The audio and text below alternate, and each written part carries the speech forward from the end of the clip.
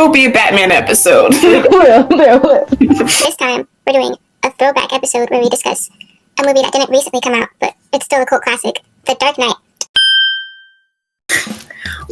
Welcome back to another episode of Culture Notes, where two interns discuss movies and books. This time, we're doing a throwback episode where we discuss a movie that didn't recently come out, but it's still a cult classic, The Dark Knight, and a comic called Batman Year One. So they kind of like go hand in hand. I'm ᴛɪᴍᴇ. I'm ᴛɪᴍᴇ. And yeah.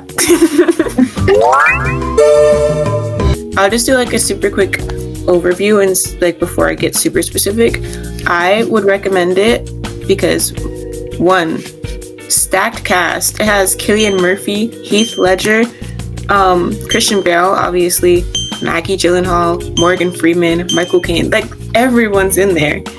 And like they're all really strong actors, especially Heath Ledger. A lot of people spoke about how Heath Ledger's performance in The Dark Knight was like top tier, and it was, because he put a lot of work into it, like preparing for the role. But like the story itself is also extremely captivating, dramatic, thought-provoking, suspenseful. And especially like for me, my attention span is low-key cooked, but I was like glued to the screen the entire time.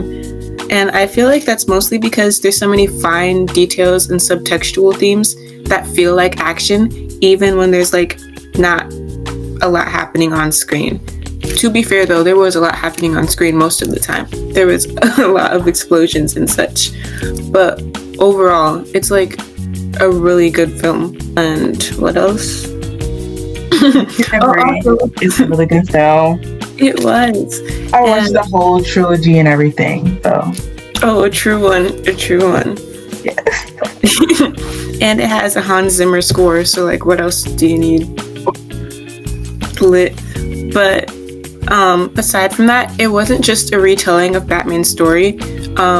Superhero films tend to be primarily metaphorical anyhow and speak to things on a deeper level, but I feel like Christopher Nolan's writing and direction specifically, like he's known for not putting things up front. Like he's known for confusing films and like non-linear timelines and such, which though I feel like that just made him the perfect person to direct this, because that's like definitely a different perspective than people who usually direct superhero films.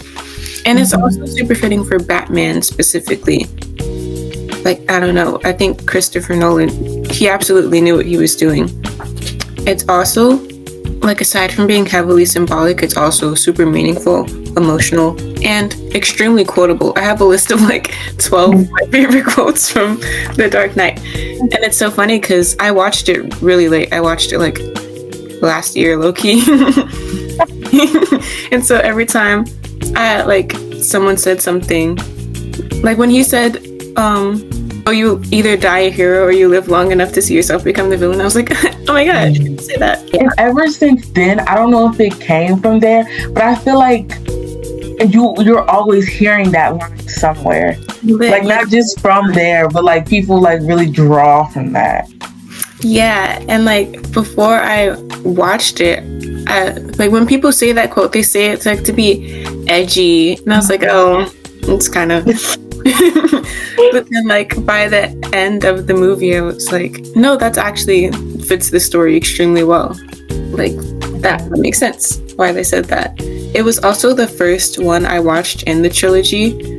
Low-key, I was just trying to watch all of the popular films, and so I didn't do any research first. I was like, yeah, everyone talks about The Dark Knight, let me watch that. Totally forgot about Batman Begins. Which is funny because even though it is a trilogy, I feel like this works as a standalone. It's probably the most popular because like it has the Joker, and that's like everyone's favorite Batman villain or something. I don't know if the Joker is my favorite. I feel like there's cooler villains than just the Joker.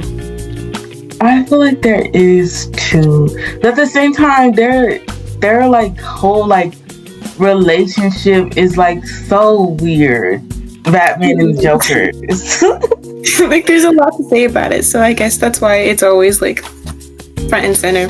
It's always either Joker or the Riddler, I feel. Yes. And then, but yeah, other installments like Batman Begins and like The Dark Knight Rises, I think it's called, give you like a stronger understanding of the story as a whole. But you can also, I feel, watch The Dark Knight by itself and get a lot out of it, because I did. I'm gonna still watch the first one and the third one because, like I said, it gives you a deeper understanding. But you could very well watch The Dark Knight by itself and still get it. You really could. I feel like I think back when I had first watched them, I think I actually watched The Dark Knight first. Because like it's a strong story by itself. It is. And then I don't even think I knew it was a trilogy. I just thought it was like The Dark Knight at first. And then I realized it was a trilogy and watched the other two. You're like, oh, whoops. I would also say this specifically is a really good introduction to Harvey Dent. The only Batman films I'd seen before this one were The Batman by Matt Reeves and whichever one had Jim Carrey as the Riddler. I think I've only ever watched like The Dark Knight, Batman Begins, and all that, like the whole trilogy. And the only other one that, well, besides her fanfics, y'all, I think it was called Gotham. It was all about like young Bruce Wayne, like when he was like a kid and like when his parents first died and everything. So yeah, it's a pretty good show too. It's a really good show. I recommend y'all go watch it. Yeah. There are some good show adaptations, I feel. That's the one. Actually, I don't know the actor's name, so like I can't describe it, but I feel like I know which one you're talking about. But yeah, the one where Jim Carrey played the Riddler, that's the only other Batman one I saw. Batman Forever. That was my first introduction to Harvey Dent, and then I watched The Dark Knight, and I feel like that was like a really strong one. Of course, it's an okay introduction to the Joker. I feel like there's better media that like gives you more depth to the character. I think it was a really strong performance by Heath Ledger, but it was mostly like a very unpopular opinion. I'm just scared to say it, but he was like more of an inconvenience than a formidable villain. I was more interested in Harvey's character arc and the creation of Two-Face than I was with like the Joker saying quotable stuff and blowing stuff up. You know. No, I get you. And then it's like a decent portrayal of Batman. It's this one specifically I feel is more Batman than Bruce Wayne. I think the one that's Bruce Wayne would be Batman Begins. Would you say that? Yeah. I will say that. Which makes sense because that was the first installment. And what was interesting about this Batman compared to the Batman by Matt Reeves is the Batman constantly said, "I am vengeance," like as homage to the 1990 something one. He was like, that was his thing. And then this Batman was like, "I'm whatever Gotham needs me to be." And that's interesting. That's like, I guess, the main difference between the two. They're both like real takes though. Like I feel both make sense for his character, and so I like that both exist. But it was definitely interesting. To elaborate on Harvey Dent though, my favorite symbolism like scene about Harvey was the one where the fire truck was on fire. It's like very simple, but I liked it because Harvey was super positive and ambitious and motivated, and he was like slowly losing more and more hope throughout the film. So it was like the only like savior like left for Gotham who had hope was on fire. And so I don't know, it was really short and simple, but it meant a lot. And then he said, I don't know if he said something like this or if it was an idea that popped up. The only morality in a cruel world is chance, unbiased, unprejudiced, and fair. That also made his character really interesting because he loved that darn coin, always wanted to flip the coin. And you know what? Yeah, I guess so. Like, yeah, the only morality in a cruel world is chance. That makes sense for his character too, especially because everything that happened to him, there's no way for him to predict. Literally, half his face got burned off, and his fiance, I think, was killed. Yeah, I'd be mad too. Definitely. And then he was the White Knight who Gotham needs, but not who Gotham deserves. At first, I was confused because I was like, I feel like Gotham deserves Harvey. Like, he was hopeful and kind and ambitious, but then it made sense because Gotham is really quick to turn on its heroes, so they don't deserve who Harvey is, even though they like need him. Yes. That made sense too. I thought like it was going to be a plot twist and Harvey was going to be the Dark Knight, like not Batman, but that was going to be his title because he was initially like so positive and then turned dark. But I guess it makes sense that he's still the White Knight because he was pure at some point and Batman's been like the whole time. Yeah, he's the angsty version. Yeah, so I feel like that made sense. I really liked Harvey Dent's character, if you couldn't tell. And then, yeah, I did like the Joker. I just feel like there's other media that like give you deeper insight to who he is. I think that's all I have to say about those characters specifically. Then I'll just like rattle off my favorite quotes because there's a billion of them. Okay. You either die a hero or you live long enough to see yourself become the villain.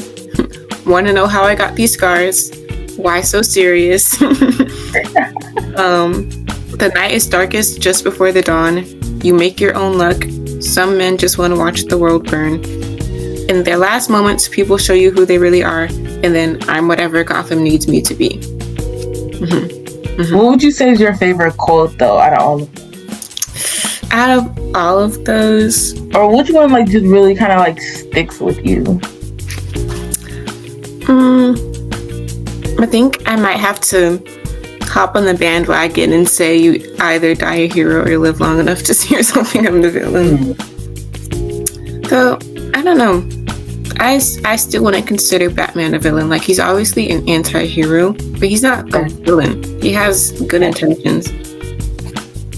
So. Especially his like his no kill rule, you know? Yeah. Like, yeah, he's not a villain. He's whatever Gotham needs him to be. Exactly. Yeah, it's definitely more than just a superhero or anti-hero story. There's a lot of subtext to look into, and I feel like that's why I paid attention the entire time, because there is a lot happening thematically, like aside from just action, which makes it. I love when like films are able to balance that, because I won't say which film because it's really popular, but there's this one movie that is just pure action the entire time. Like, all he's doing is fighting people, and it was so boring. But this was really good because it had a really healthy balance of both. Just like we were saying for Superman, there was a lot of action, but the whole point was like sort of the themes and undertone and social criticism. Yeah. That's all. Okay, it's on to me now. So the comic I would recommend you guys to read would be Batman Year One by Frank Miller.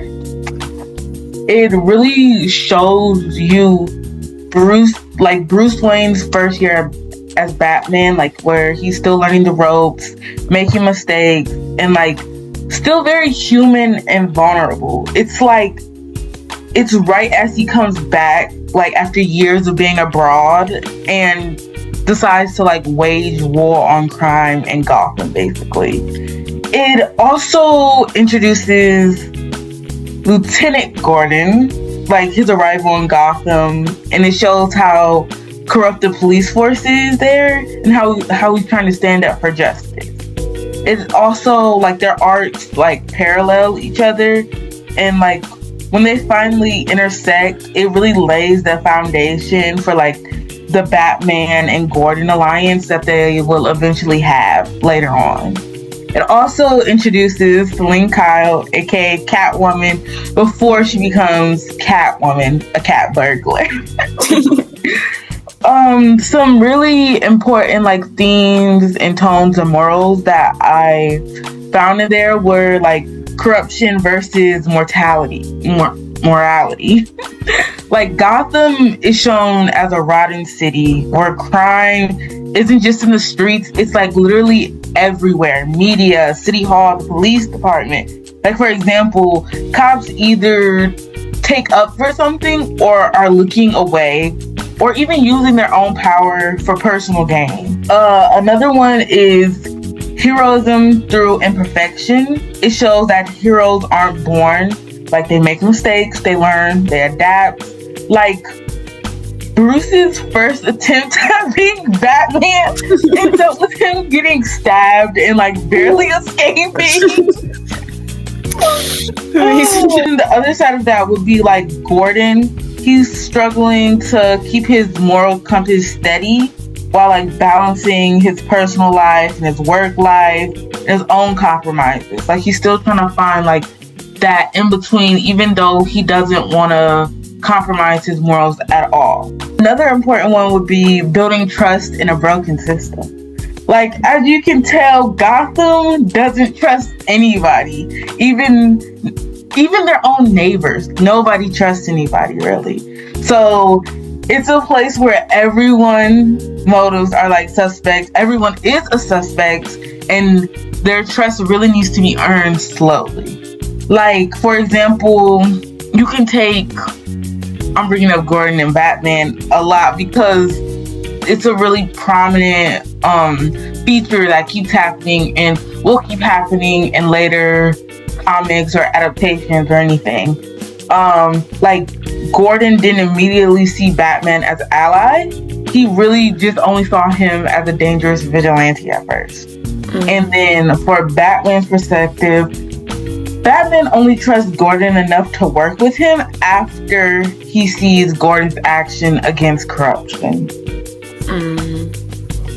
And the reason I would recommend this, I would be like, for you out there, like, if you want like a Batman story that kind of feels like a crime drama and a superhero story all wrapped in one, year one is essential. Like, it's tight, it's tense. It shows you how both Batman and Gordon become what Gotham needs at that moment and still do in the future. So that's it for me. Unless you guys, wait, hold on. Let's see. I could probably find, I don't know what, but let's see. I'll show you a little bit of the comic so you guys can kind of see it. So yeah. I'm gonna have some pictures. As per usual, we hope you enjoyed that episode. We hope you go watch The Dark Knight if you haven't seen it already, and we hope you read Batman Year One. Those are good Batman stories, guys. Also, as per usual, we have something very important to mention about a woman named Krystal Clark. We still really need you guys to really just spread the message everywhere about what she's been going through, or really we need you guys to contact Governor Whitmer. She's the person who could really help Krystal. So if you guys could either email, text, something, just to know that you guys, that people have seen what is happening to Krystal and know nothing is getting done. Just doing that can help. Just reposting, resharing anything could really just help her. Because at this time, at this moment, we're like on a time clock right now. Like, she really needs help, guys. She really does. There's a lot of the flyers, links, and info on Survivor Speak's Facebook page. There's also all of the like contact info. We'll also put like the governor's number on screen again. Yes. Please call. Thank you guys so much for watching this. Especially for the first throwback episode. So. Yeah, there's more to come. Yes. You know, Fight Club, Donnie Darko. Yes. Yeah. Bye.